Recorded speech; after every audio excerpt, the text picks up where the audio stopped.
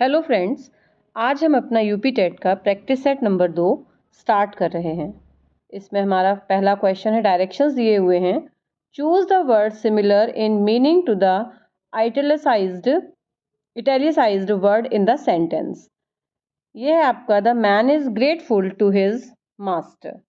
हमें इसमें ग्रेटफुल का सिमिलर मीनिंग निकालना है।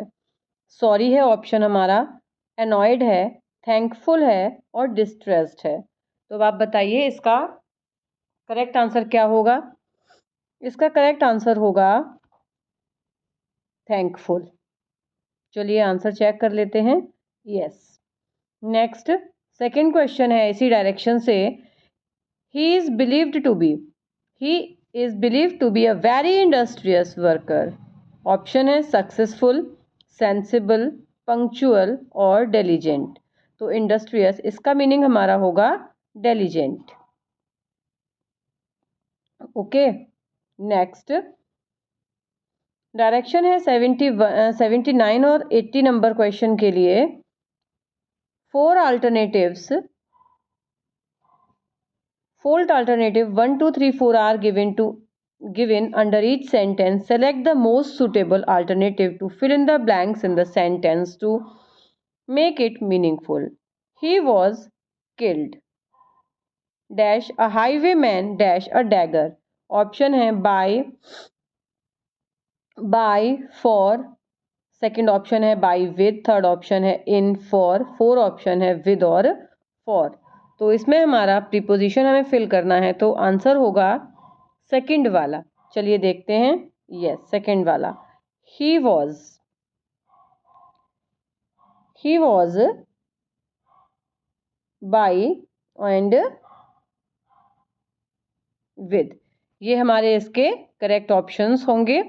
ही was killed by a highwayman with a dagger, उसको डैगर से मारा गया था। Next, doctor and lawyer fill up that advertising will certainly fill up their profession adversely. Option है हमारे रेलियंस, हार्म, सेकेंड ऑप्शन है बिलीव, अफेक्ट, थर्ड ऑप्शन है argue, effect, fourth option है प्लीड, एक्सप्लेन। इसमें हमारा आंसर होगा सेकेंड, जो just अभी हमें ऑलरेडी शो हो गया था। तो सेकेंड में है हमारा बिलीव और effect. Doctors and lawyers believe that advertising will certainly affect their profession adversely. Okay, तो हमारा इसका ऑप्शन है सेकंड वाला करेक्ट है। नेक्स्ट डायरेक्शंस हमारे हैं क्वेश्चन 81 और 82 के लिए। Out of the four alternatives choose the one which can be substituted for the given words और sentences. Impossible to describe, miraculous, ineffable, second option है, स्टूपेंडुअस, अपेलिंग। तो हमारा इसका करेक्ट आंसर होगा इम्पॉसिबल टू डिस्क्राइब, जिसको describe ना किया जा सके, इनएफेबल। आंसर हमारा होगा ineffable.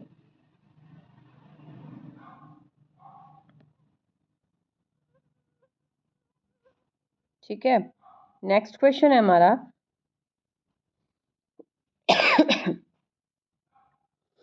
Science of races of mankind, zoology, epistemology, ethnology और सोशियोलॉजी। तो इसका हमारा आंसर होगा इथोनोलॉजी। नेक्स्ट डायरेक्शन क्वेश्चन 83 और 84 के लिए हमारा choose the nearest meaning of the underlined idiom phrases in the sentence given below. 83 है, our school is within a stone throw of the railway station. Very far off, इसमें हमें within a stone's throw के लिए choose करना है phrase. within a certain radius, at the short distance, within a definite circumference, within a stone throw। तो इसके लिए हमारा आंसर होगा at a short distance, मतलब बहुत ही कम डिस्टेंस पर जो है स्कूल हमारा है। Next, it is evident from the minister's speech that he will roll heads. Option 1 है हमारा transfers will take place, people will die, dismissals will occur, heads of department will have to resign. Roll of heads, इसके लिए हमारा answer होगा dismissals will occur. ठीक है, next direction है 85 और 86 नंबर क्वेश्चन के लिए। Select the most suitable alternative and fill in the blanks. Every man and every woman dash same opportunity. Have, has, is, have, was, have. Every man and every woman, every जहां हमारा use होता है तो उसके लिए हमेशा ही हम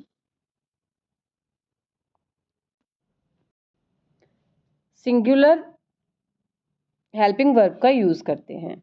every man and every woman, तो हैव तो इसमें हम यूज करेंगे नहीं, इज हैव भी नहीं यूज होगा, वॉज हैव ये भी हम यूज नहीं करेंगे, तो हमारा करेक्ट आंसर होगा has. Next, the burglar was taken the burglar was taken to the police station. Option है near, next to, nearest and next. The burglar was taken to nearest, taken to the nearest police station, पास वाले police station में, जो next ही है उसमें बिल्कुल पास में है। ठीक है, नेक्स्ट डायरेक्शन है 87 एंड 88 क्वेश्चन के लिए। Choose the correct choice among the option 1 2 3 4 in the given questions. Question है 87, एक्सप्रेशंस ऑफ। क्या एक्सप्रेशंस है इसमें, हमें ये देखना है कि सबसे पहले हम कौन सा वर्क इसमें करते हैं। एक्सप्रेशन स्पीकिंग, रिवाइजिंग, रीडिंग और राइटिंग। तो सबसे पहले हम इसमें क्या करते हैं, ऑप्शंस दिए हैं 1 एंड 2। क्या स्पीकिंग 1 एंड 2 स्पीकिंग और रिवाइजिंग हम एक साथ करते हैं, 2 और 3 रिवाइजिंग और रीडिंग, 3 और 4 रीडिंग और राइटिंग, या 1 एंड 4, तो स्पीकिंग एंड राइटिंग। तो ये हमारे इसका एक्सप्रेशन जो करेक्ट है वो है, होना चाहिए स्पीकिंग एंड राइटिंग। चलिए चेक करते हैं, यस इसका करेक्ट आंसर है speaking and writing. Next question पे चलते हैं। English language has a system of 44 sounds, out of which are the vowel sound. तो इसमें आंसर हमारा आ गया है 43 एंड 24। इसका करेक्ट आंसर है हमारा 4। ये हमें लर्न ही करना है, कितने साउंड होते हैं vowel sound, 43 and 24। Direction 89 to 90 के लिए। Choose the correctly spelled word. इसमें हमें करेक्ट स्पेलिंग देखनी है कि ये जो बिल्कुल सेम वर्ड्स दिए हुए हैं इसमें कौन सी स्पेलिंग परसिवरेंस की सही है। तो अब आप इसको देख लीजिए, परसिवरेंस की, परसिवरेंस, परसिवरेंस ये तो नहीं होगा, परसिवरेंस ये भी नहीं होगा और ये भी नहीं होगा, तो इसका हमारा करेक्ट आंसर होगा 1 वाला। देखते हैं, यस। नेक्स्ट है सैनिटोरियम, स्नैक्टोरियम, सीनेटोरियम, सैनिटोरियम। तो सैनिटोरियम तो नहीं, सही नहीं होता है, सैनिटोरियम होता है, जो कि 4th वाले ऑप्शन में हमें मिल रहा है। इसकी स्पेलिंग आपको लर्न करनी पड़ेगी, SANATORIUM। Next, point out the correctly spelt word. Haemorrhage, ये बहुत ही इंपॉर्टेंट क्वेश्चन है, ये जहाँ भी वॉकेब आता है 90% ये क्वेश्चंस पूछा जाता है। तो इसमें हेमरेज की करेक्ट स्पेलिंग है ये सेकंड वाली, HAEMORRHAGE। इसे आपको बहुत अच्छे से याद करना पड़ेगा। Next, point out the meaning of the proverb every cloud has a silver lining. ये प्रोवर्ब है, every cloud has a silver lining. तो clouds are never without a silver lining.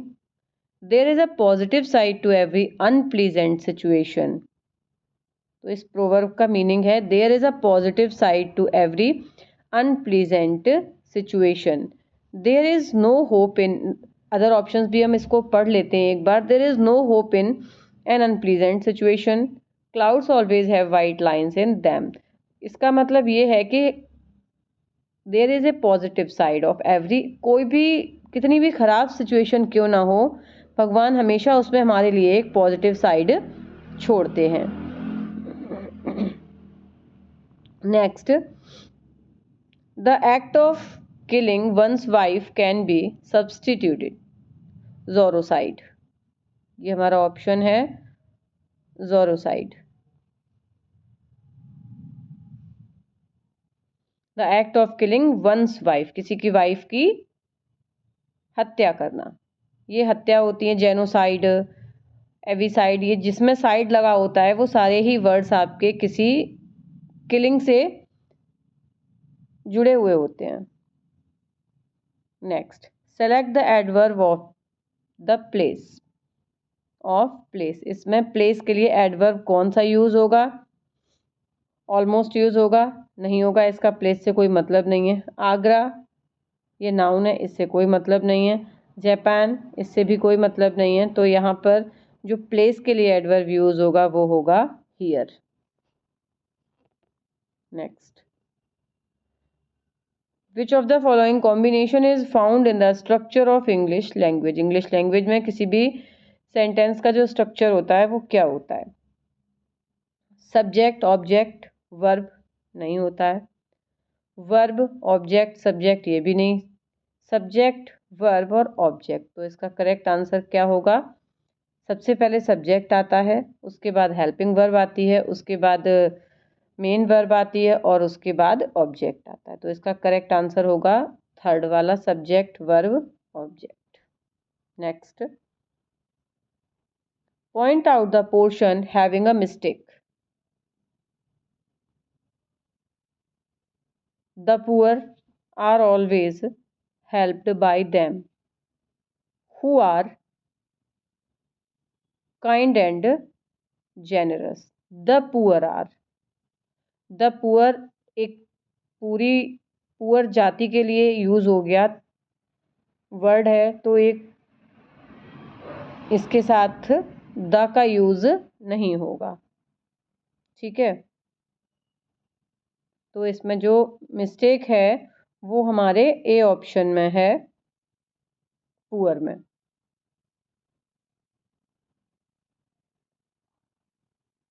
Feminine of heart is, heart का feminine हमारा फिली option है, so option है, रो और goes. Heart का हमारा फेमिनिन होगा रो। ठीक है, next, late, he is skilled worker. He is skilled worker, but though, since, unless. Though, late, option इसका बट आंसर होगा नहीं, but late, since late, unless late नहीं। दो, यद्यपि लेट, यद्यपि वह लेट है, he is a skilled worker, क्योंकि वो एक स्किल्ड वर्कर है। Next, call the first witness, said the जज।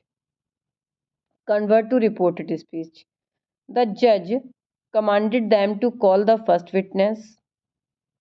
Option 2, the judge asked them to call witness first. The judge told them to call first the witness. The judge asked them to invite the first witness. तो ये imperative sentence है, तो इसमें जज हमेशा command देगा। तो हमारा फर्स्ट ऑप्शन क्लियर हो गया, द जज commanded them to call the first witness. Next, give one word substitution to a hater of woman. Misanthrope, misogynist, mercenary, philanthropist. तो इसका हमारा करेक्ट आंसर होगा माइसोजाइनिस्ट। hater of woman, misogynist. After reading a story on fish, a teacher asked, imagine you are fish in a pond. What do you see around you? This is an example of multiple type of question, comprehensive question, closed type question या open ended question. Open ended question. Imagine you are a fish in pond. What do you see around you? तो ये एक open ended question है. ठीक है. Prediction as a sub skill is associated with reading, drafting, summarizing, note making. Prediction as a sub skill. Prediction जो है वो reading में आता है. Which method is known as natural method? Direct method, grammar translation method, translation method या बिलिंगुअल method. तो grammar translation वो grammar को ट्रांसलेट करना है, ट्रांसलेशन मेथड में भी ट्रांसलेट करना है, बाइलिंगुअल मेथड में आपको 2 लैंग्वेजेस में बोलना है. तो एक नेचुरल मेथड कौन सा हुआ? एक हुआ ये direct method. Next, operation black board is for primary schools, middle schools, secondary schools, convent schools. Operation black board is for, ये ऑपरेशन चलाया गया आपका मिडिल स्कूल के लिए भी नहीं चलाया गया, सेकेंडरी के लिए भी नहीं और कॉन्वेंट के लिए भी नहीं. ब्लैक बोर्ड ऑप्शन ये चलाया गया आपका प्राइमरी स्कूल्स के लिए जहाँ पे बच्चों को प्राइमरी एजुकेशन मिलती है. Next, diphthongs are known as pure vowel, semi vowel, vowel with weak sound और vowel glides. Diphthongs are known as pure vowel, semi vowel. Not they are known as vowel glides. ठीक है. Next, the underlined word.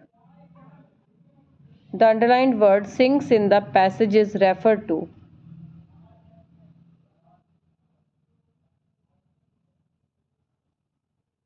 Answer 4.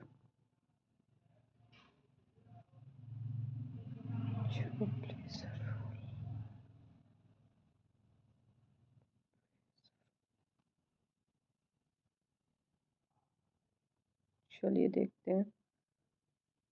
The underlined word sings in the passage refers to absorption of greenhouse gases by industries, reduction of greenhouse gas emission, industrialized countries or the plantation for absorbing harmful gases. ये question आपका कहीं से गलत आ गया है, इसको हम skip करेंगे. ठीक है. Next, 85. Who plays the part of fool in the Merchant of Venice? Tubal, Launcelot Gobbo, Lorenzo और ग्रेशियानो. इसका आंसर है आपका लैंसेलोट गब्बू. ये कुछ कैरेक्टर्स आपको याद रखने पड़ेंगे. Next, what form of poetry is La Ballade Emerson's Mercy? Lyric, ballad, sonnet and ode. तो आपका ला बैलेड एमेrson's मर्सी जो है वो एक बैलेड है.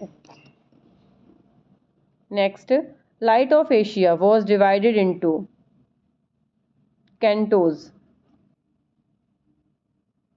4 कैंटोज, 6 कैंटोज, 7 कैंटोज, 8 कैंटोज. ये 8 कैंटोज में डिवाइड है और ये गौतम बुद्ध वो महात्मा बुद्ध के ऊपर लाइट ऑफ एशिया लिखा गया है. Next, in which of Shakespeare's plays are the following lines? The quality of mercy is not restraint, it dropped as a gentle rain from heaven. First option है हमारा इसका, फर्स्ट ऑप्शन है Romeo and Juliet, Macbeth, Merchant of Venice और Midsummer Night's Dream. तो ये हमारा इसका answer है the Merchant of Venice. Yes, इसका करेक्ट आंसर है Merchant of Venice. Next, which of the following is a short musical poem expressing the poet's emotion? Lyric, sonnet, idyll और ode. तो इसका हमारा जो शॉर्ट पोएम्स हैं जो पोइट की इमोशंस म्यूजिकली दिखाती हैं उसे क्या कहते हैं? उसे हम कहते हैं लिरिक। सोनेट का एक प्रॉपर फॉर्म होता है लिखने का, शेक्सपियरियन सोनेट का अलग फॉर्म है, 14 लाइन स्टैंजा होता है ये।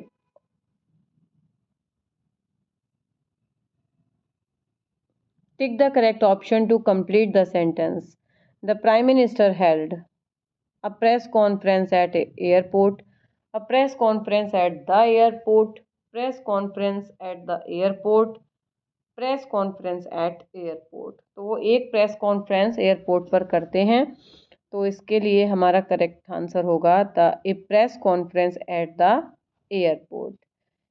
ठीक है, इस तरह हमने आज अपना सेकंड पार्ट कंप्लीट किया यूपी टेट के लिए, और इसी सीक्वेंस में हम थर्ड पार्ट लेके आएंगे। अगर आपको ये वीडियो पसंद आया हो तो प्लीज़ चैनल पर लगातार बने रहें, चैनल को वॉच करें, लाइक शेयर और सब्सक्राइब भी करें।